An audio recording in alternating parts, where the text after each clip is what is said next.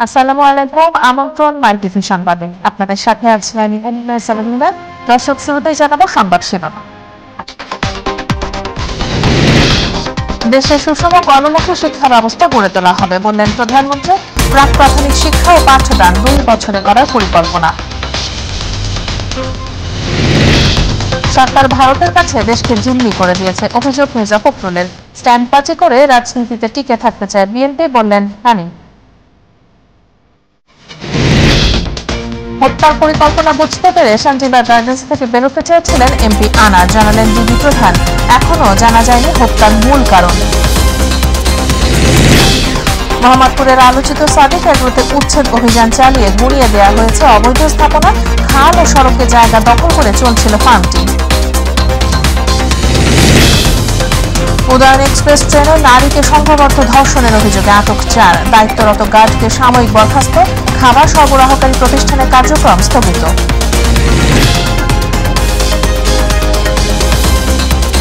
দর্শক শুনছিলেন সংবাদ শিরোনাম, এবার বিস্তারিত। খেলাধুলার মধ্যে দিয়ে থেকে শিশুদের সুপ্ত মেধা বিকশিত করার উদ্যোগ নিতে সংশ্লিষ্টদের প্রতি আহ্বান জানিয়েছেন প্রধানমন্ত্রী শেখ হাসিনা। তিনি বলেছেন, শিক্ষার্থীদের ঝরে পড়া রোধে নানা উদ্যোগ নিয়েছে সরকার। সকালে রাজধানী ওসমানী স্মৃতি মিলনায়তনে শিক্ষার সপ্তাহের উদ্বোধন করেন প্রধানমন্ত্রী। বলেন, দেশে সুষম গণমুখী শিক্ষা ব্যবস্থা গড়ে তোলা হবে। প্রাক প্রাথমিক শিক্ষা এখন 1 বছর রয়েছে, সেটাকে 2 বছরে করার পরিকল্পনা রয়েছে বলেও জানান প্রধানমন্ত্রী। আরও জানাচ্ছেন সাইদুর রহমান আবির। কার্যক্রম গ্রহণ করা হয়। প্রাথমিক শিক্ষা ও শিক্ষা কার্যক্রমকে উৎসাহিত করতেই প্রতি বছর ধারাবাহিকভাবে অনুষ্ঠিত হয় প্রাথমিক শিক্ষা সপ্তাহ। প্রাথমিক শিক্ষার পাশাপাশি শিশুদের আগামী দিনের কাণ্ডারি গড়ে তুলতে নানা পদক্ষেপ নিয়ে থাকে মন্ত্রণালয়। এ উপলক্ষে রাজধানীর ওসমানী স্মৃতি মিলনায়তনে প্রাথমিক শিক্ষা পদক 2023 এবং জাতীয় প্রাথমিক শিক্ষা সপ্তাহ 2024 উপলক্ষে আয়োজিত অনুষ্ঠানে অংশ নেন প্রধানমন্ত্রী শেখ হাসিনা। আমি জাতীয় প্রাথমিক শিক্ষা সপ্তাহ 2024-এর শুভ উদ্বোধন ঘোষণা করছি। এ সময় শিক্ষার মানোন্নয়নে সরকারের নানা পদক্ষেপ তুলে ধরেন প্রধানমন্ত্রী। দারিদ্র্যমুক্ত বাংলাদেশ গড়ে তুলব, কিন্তু দারিদ্র্যমুক্ত করতে হলে এর মূল শক্তিটাই আসবে শিক্ষিত জনগোষ্ঠী। শিক্ষাই দেবে একটা দেশকে দারিদ্র্যমুক্ত করার সব ধরনের সুযোগ। আমরা সেটাই মনে করি। আমাদের মেয়েদের অংশগ্রহণ খুব কম ছিল স্কুলে। আমরা মেয়েদের জন্য বিভিন্ন সুযোগ সুবিধা করে দিই, ছেলে মেয়ে উভয়ের জন্য।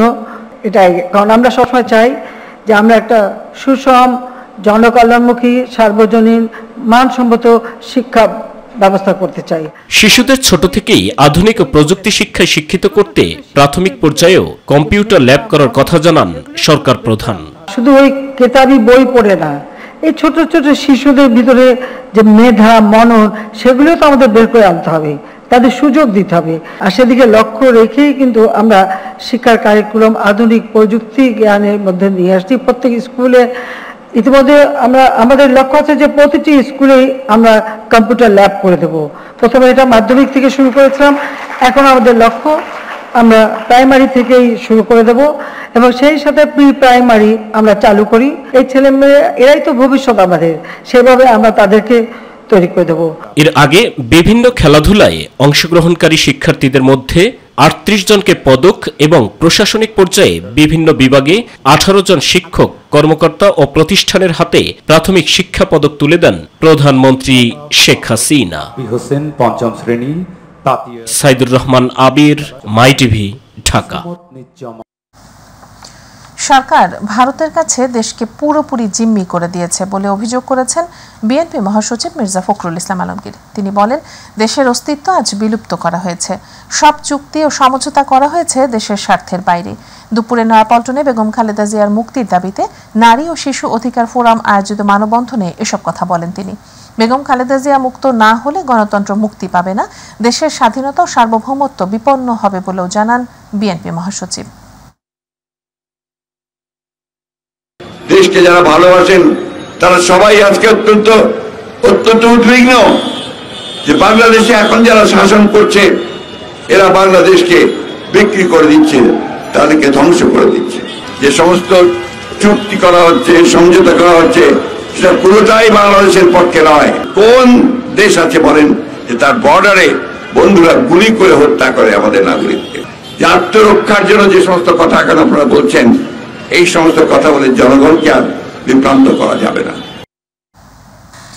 আওয়ামী লীগের যুগ্ম সাধারণ সম্পাদক মাহবুবুল আলম হানিফ বলেছেন, বিএনপি সবসময় পলিটিক্যাল স্ট্যান্ডবাজি করে রাজনীতিতে টিকে থাকতে চায়। সস্তা জনপ্রিয়তা অর্জনের জন্য বিএনপি ভারত বিরোধী সেন্টিমেন্ট তোলার চেষ্টা করছে। এ ধরনের অযৌক্তিক কথা বলে কোনো লাভ নেই। প্রতিবেশী সহ সকল দেশের সঙ্গে সুসম্পর্ক রেখে দেশকে এগিয়ে নিতে চায় সরকার। দুপুরে কুষ্টিয়া জেলা প্রশাসকের সভাকক্ষে জেলা উন্নয়ন ও সমন্বয় সভা শেষে সাংবাদিকদের এসব কথা বলেন হানিফ। আমি মনে করি যে এটা রাজনীতির স্বার্থে বিএনপি এই ধরনের কথাবার্তা বলে আসছেন। তাদের রাজনীতি টিকে থাকার জন্য এই ধরনের ভারত বিরোধী কথা বলে জনগণের মাঝে টিকে থাকতে চাই। আমি একটা বিষয় বলি যে জিয়া রহমান সাহেব মারা গেছিলেন, তাকে হত্যা শিকার হয়েছিলেন, এটা স্বাভাবিক মৃত্যু ছিল না। তো জিয়া রহমান সাহেব মারা যাওয়ার পরে কিন্তু বিএনপি ক্ষমতা ছিল। তো আজকে মির্জা ফখরুল সাহেব বলছেন যে পরিকল্পিতভাবে জিয়াকে হত্যা করা হয়েছিল, তাহলে সেই হত্যার বিচার তারা কেন করেন নাই? সংসদ সদস্য আনার হত্যায় কিলিং মিশনে অংশ নেওয়া 7 জনকে গ্রেপ্তার করলেও কেন হত্যা করা হয়েছে সে বিষয়ে এখনও নিশ্চিত নয় মহানগর গোয়েন্দা পুলিশ। ব্যবসায়িক ও রাজনৈতিক দুই দ্বন্দ্বকে সামনে নিয়েই তদন্ত করা হচ্ছে বলে জানিয়েছেন মহানগর গোয়েন্দা পুলিশের প্রধান হারুন রশিদ। তার দাবি, কিলিং মিশনে সরাসরি অংশ নেওয়া সবাই এখন পুলিশের হাতে গ্রেপ্তার, যদিও এখনও মূল পরিকল্পনাকারী শাহীন ধরা ছোঁয়ার বাইরে। নুসরাত শারমিনের রিপোর্ট। সংসদ সদস্য আনোয়ারুল আজিম আনার ভারতের নির্মমভাবে খুনের পর আসামি ধরতে অভিযানে নামে দুই দেশের আইন শৃঙ্খলা বাহিনী। সবশেষ বুধবার খাগড়াছড়ি থেকে ফয়সাল ও মোস্তাফিজকে গ্রেফতার করার পর 10 দিনের রিমান্ড চেয়ে আবেদন করে ডিবি। তারা গিয়ে শ্রী শ্রী পাতাল কালী মন্দিরে গিয়ে তারা ধুতি পরিহিত অবস্থায় তাদের মাথার চুল চেঞ্জ হয়ে যায়, তারা নামও চেঞ্জ করে ফেলেছে, তারা চুলের ধরন, ড্রেসের ধরন, তারপরে তারা একদম সবকিছু চেঞ্জ করে সেখানে তারা অবস্থান করছে। ডিবি পুলিশ বলছে, কলকাতায় বন্ধু গোপালের বাসা থেকে বের হওয়ার পর আনারকে রিসিভ করে শিমুল ভূঁইয়া সহ সঞ্জীবা গার্ডেনে সে ফ্ল্যাটে নিয়ে যায় ফয়সাল। আনার বুঝে যাওয়ার পর পালানোর চেষ্টা করলে তাকে ক্লোরোফর্ম দিয়ে অচেতন করে মোস্তাফিজ। পরে তাকে নির্মমভাবে হত্যা করে 19 মে পালিয়ে আসে দেশে। পেশায় দুজনেই ছিল ট্রাক চালক। আনোয়ার বুঝে পেলে তাদের 3-4 জনের গতিবিধি, তখন কিন্তু সে বাঁচার জন্য অনেক চেষ্টা করেছে, আপত্তি মিনতি করেছে, বাঁচার জন্য চেষ্টা করেছে। কিন্তু যখন উনি দৌড়ে বেরোতে চাচ্ছিল, তখনই যে কালকে যে গ্রেফতারকৃত ফয়সাল সাজিদ, তার হাতে ছিল ক্লোরোফর্ম, সেটা দিয়ে তার মুখে নাকের মধ্যে সে জাপটে মেরে ধরে। আজিম হত্যা মামলায় দেশে এ পর্যন্ত 7 জনকে গ্রেফতার করে বিভিন্ন দফায় রিমান্ডে আনলেও এখন পর্যন্ত হত্যার মূল কারণ জানতে পারেনি গোয়েন্দারা। হত্যাকাণ্ডের যে কিলিং মিশন, এই কিলিং মিশনের 7 জন দায়িত্ব পালন করেছেন। এই 7 জনই কিন্তু গ্রেফতার হয়েছে। হত্যাকাণ্ডের যে মোটিভটা অবশ্যই আছে, সুনির্দিষ্ট মোটিভটা তো এখনো আমরা সঠিকভাবে বলতে পারছি না। এ হত্যার মাস্টারমাইন্ড আক্তারুজ্জামান শাহীন এখনো পলাতক। তাকে ধরতে ইন্টারপোলের সহযোগিতা চেয়েছে বাংলাদেশ। আমরা আমেরিকান এম্বাসির সাথে কথা বলেছি এবং কলকাতার পুলিশকে আমরা অনুরোধ করেছি তাদের সাথে, কলকাতার পুলিশের সাথে বা ইন্ডিয়ার সাথে মার্কিন যুক্তরাষ্ট্রের একটা এক্সট্রাডিশন ট্রিটি আছে। নুসরাত শারমিন, মাই টিভি, ঢাকা। হত্যার মামলাটা রুজু হয়েছে। রাজধানী মোহাম্মদপুর বেড়িবাঁধ এলাকার সাদিক অ্যাগ্রোতে উচ্ছেদ অভিযান চালিয়েছে ঢাকা উত্তর সিটি কর্পোরেশন। অভিযানের সময় আলোচিত 15 লাখ টাকার ছাগল সহ অন্যান্য গবাদি পশু সরিয়ে নেওয়া হয়। মোহাম্মদপুরের রামচন্দ্র খালের জায়গা দখল করে গড়ে তোলা বলে সাদিক অ্যাগ্রোতে এ অভিযান চালানো হয়েছে বলে জানিয়েছেন নির্বাহী ম্যাজিস্ট্রেট। বিস্তারিত দেখুন ইলিয়াস কমলের রিপোর্টে। ছাগলকাণ্ডে আলোচিত মোহাম্মদপুরের বেড়িবাঁধ সংলগ্ন খাল ও সড়কের জায়গা দখল করে গড়ে তোলা সাদিক এগ্রো ফার্ম উচ্ছেদে অভিযান চালিয়েছে ডিএনসিসি। দুপুরে অভিযানের সময় খামারের আবাসিক কয়েকজন কর্মচারী এতে বাধা দেওয়ার চেষ্টা করলে পুলিশ তাদের সরিয়ে দেয়। খামারের পশ্চিম অংশে অফিস ভাঙার মাধ্যমে এই উচ্ছেদ অভিযান শুরু করে ভ্রাম্যমাণ আদালত। খামারের স্থাপনা বুলডোজার দিয়ে গুঁড়িয়ে দেওয়া হয়। এ সময় সরিয়ে নেওয়া হয় আলোচিত সেই 15 লাখ টাকার ছাগলটি সহ অন্যান্য গবাদি পশু। অভিযানের নেতৃত্ব দেওয়া ডিএনসিসির নির্বাহী ম্যাজিস্ট্রেট জানান, সাদিক এগ্রো লিমিটেড অবৈধভাবে খাল ও সড়কের জায়গা দখল করেছিল। এছাড়া ওই অংশে রিকশার গ্যারেজ ও বস্তিঘরের মতো বেশ কিছু অবৈধ স্থাপনাও ছিল, সেগুলো উচ্ছেদ করা হয়। খাল দখল এবং আমাদের যে জায়গাগুলি আছে সেই জায়গাগুলি হলো যে আপনার উদ্ধার করাটা হচ্ছে 15 লাখ টাকা দামের ছাগল কিনতে গিয়ে আলোচনায় আসেন এনবিআর এর সদ্য সাবেক কর্মকর্তা মতিউর রহমানের ছেলে মুশফিকুর রহমান ওরফে ইফাত। সামাজিক যোগাযোগ মাধ্যমে ভাইরাল হওয়ার পর ছাগলটি ফিরিয়ে দেন ইফাত। গত বছরও ঈদুল আজহার সময় রাজধানীর মোহাম্মদপুরের সাদিক এগ্রো থেকে কোটি টাকা দিয়ে 6টি পশু কিনেছিলেন ইফাত। ইলিয়াস কমল, মাই টিভি। সিলেট থেকে ট্রেনে চট্টগ্রামে আসার পথে তরুণীকে দলগত ধর্ষণের অভিযোগে আরও একজনকে আটক করেছে পুলিশ। এ নিয়ে ধর্ষণ ঘটনায় 4 জনকে আটক করা হলো। রেলওয়ে পুলিশ জানিয়েছে, রাতে সিলেট থেকে চট্টগ্রাম আসার পথে এক তরুণীকে দলগত ধর্ষণ করে ট্রেনে খাবার সরবরাহকারী সংস্থা এসএ কর্পোরেশনের 4 কর্মী। এ ঘটনায় তরুণীর অভিযোগের ভিত্তিতে জামাল, শরীফ ও রাশেদ নামের 3 জনকে ওই রাতেই আটক করে পুলিশ। এ ঘটনায় ট্রেনটির কর্তব্যরত গার্ডকে সাময়িক বরখাস্ত করা হয়েছে। ভিকটিমকে পাঠানো হয় চট্টগ্রাম মেডিকেল কলেজ হাসপাতালে ওয়ান স্টপ সার্ভিস সেন্টারে। এদিকে উদয়ন এক্সপ্রেসে তরুণীকে ধর্ষণের ঘটনায় পাহাড়িকা উদয়ন এক্সপ্রেসের মোট 4টি ট্রেনে ক্যাটারিং সার্ভিসের দায়িত্বে থাকা এসএ কর্পোরেশনের সকল কার্যক্রম স্থগিত করেছে বাংলাদেশ রেলওয়ে।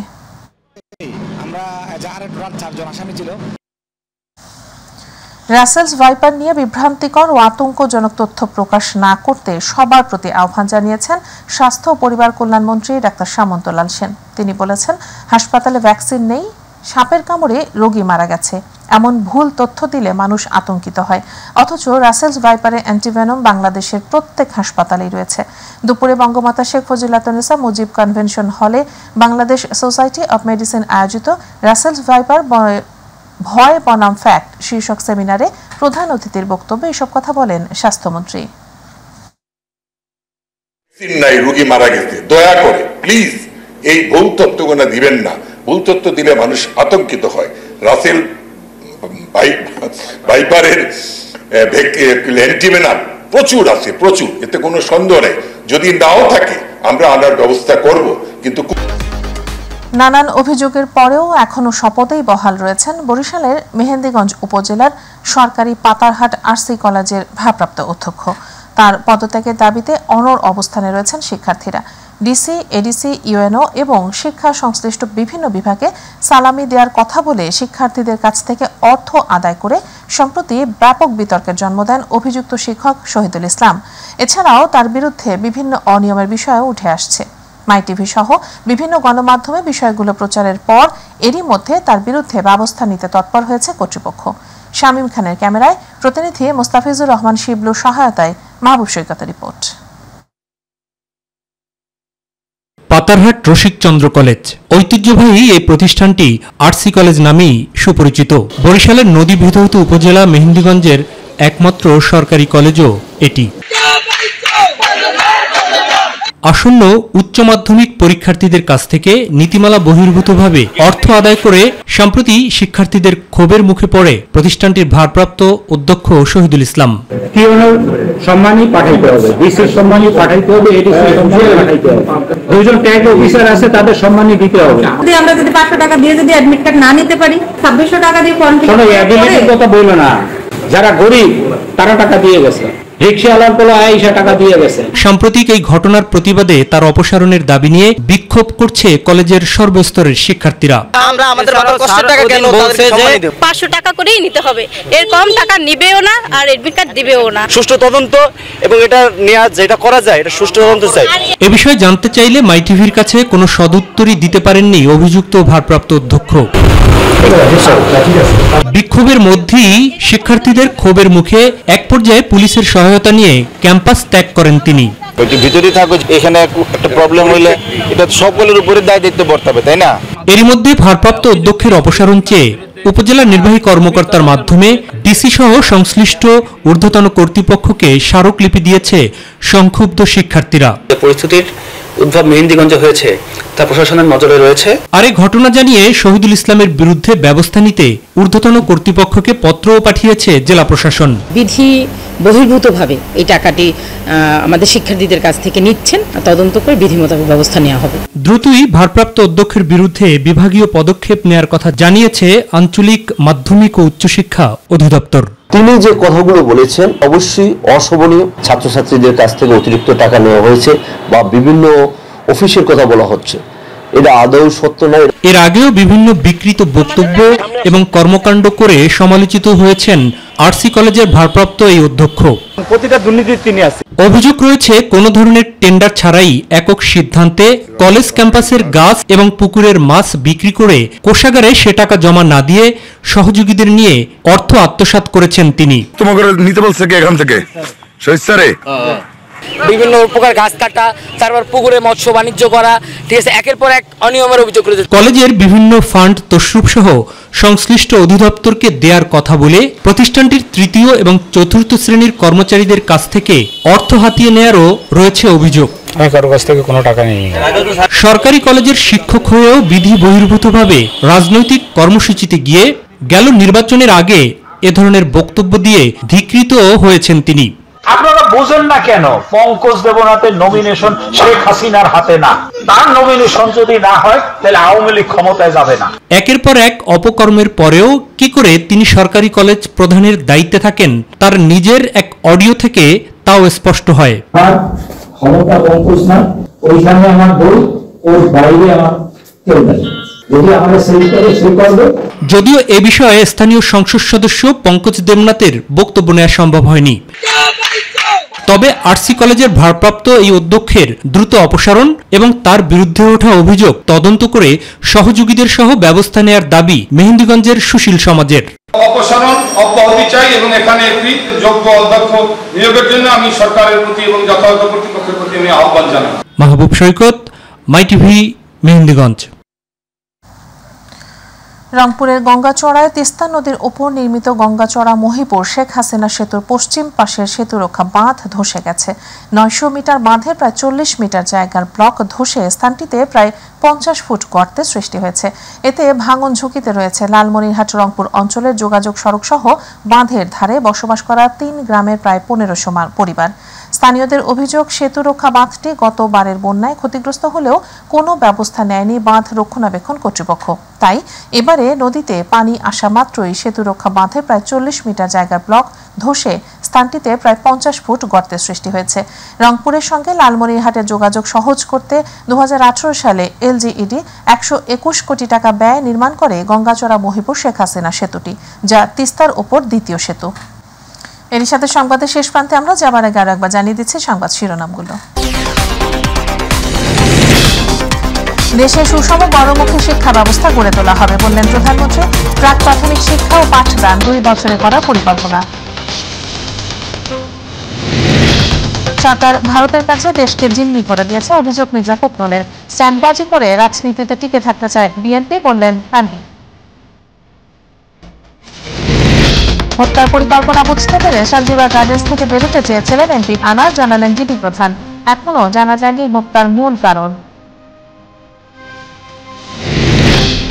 মোহাম্মদপুরের আলোচিত সাদিক এগ্রোতে উচ্ছেদ অভিযান চালিয়ে গুড়িয়ে দেওয়া হয়েছে অবৈধ স্থাপনা, খাল ও সড়কের জায়গা দখল করে চলছিল ফার্মটি।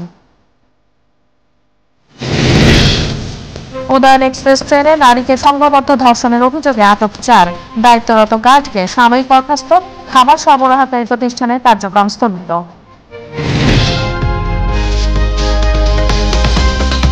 দর্শক, এই ছিল এখনকার সংবাদে। পরের সংবাদ রাত 9:30 মিনিটে দেখার আমন্ত্রণ জানিয়ে বিদায় নিচ্ছে আল্লাহ হাফেজ।